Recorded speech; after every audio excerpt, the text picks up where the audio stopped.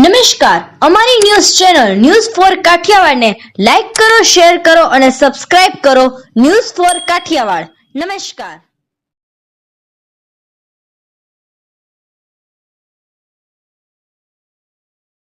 જૂનાગઢ જિલ્લા જેલ અધિક્ષક દ્વારા રક્ષાબંધન પર્વની ઉજવણી કરાઈ. જેલમાં રહેતા કૈદીને આજે પોતાની બહેનોએ રક્ષા બાંધવામાં આવી.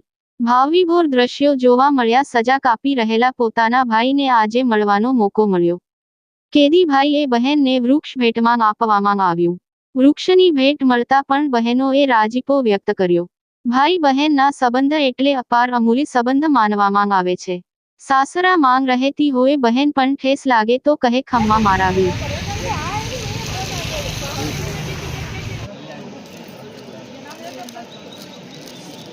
કંબા આપી હા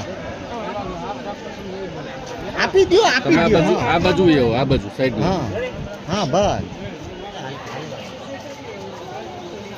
તમારે બધું બોલે હું ખરું થોડું જગ્યા તમે સાથે રક્ષાબંધન છે રાખડી બાંધવા આવી જાવ. હાલો હાલો હાલો હાલો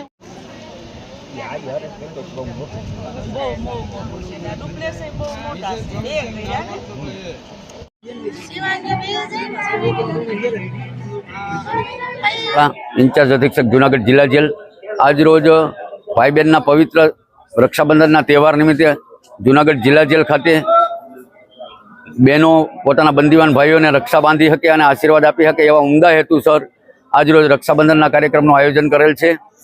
અમારા પોલીસ મહાનિદેશક શ્રી જેલ ડૉક્ટર રાવ સાહેબ તેમજ આઈજી પ્રિઝન શ્રી અશ્વિન ચૌહાણ સાહેબના વિચારો અંતર્ગત બંદીવાન ભાઈઓ પોતાની બહેનોને ભેટ સોગાદે એક એક વૃક્ષ આપે અને એ વૃક્ષનું રોપણ કરી અને પર્યાવરણનું જતન થાય એવા હેતુસર ડૉક્ટર રાવ સાહેબ તેમજ આઈજી પ્રિઝન ચૌહાણ સાહેબના વિચારોને સાકાર કરવા માટે આજરોજ આ વૃક્ષો ભેટ આપવાનું કાર્યક્રમ રક્ષાબંધન નિમિત્તે આયોજન કરેલ છે.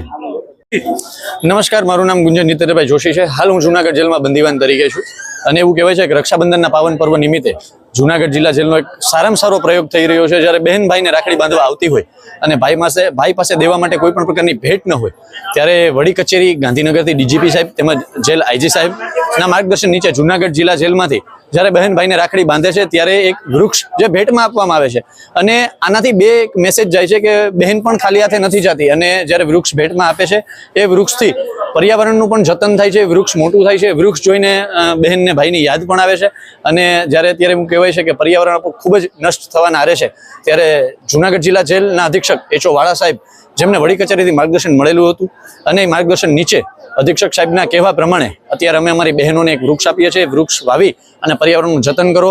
બહાર પણ જેટલા લોકો મને મીડિયાના માધ્યમથી જોવે છે એ લોકોને એટલું જ કહું છું કે પર્યાવરણનું જતન કરજો, પર્યાવરણ આપણું જતન કરશે. જય માતાજી, જય જય ગરી.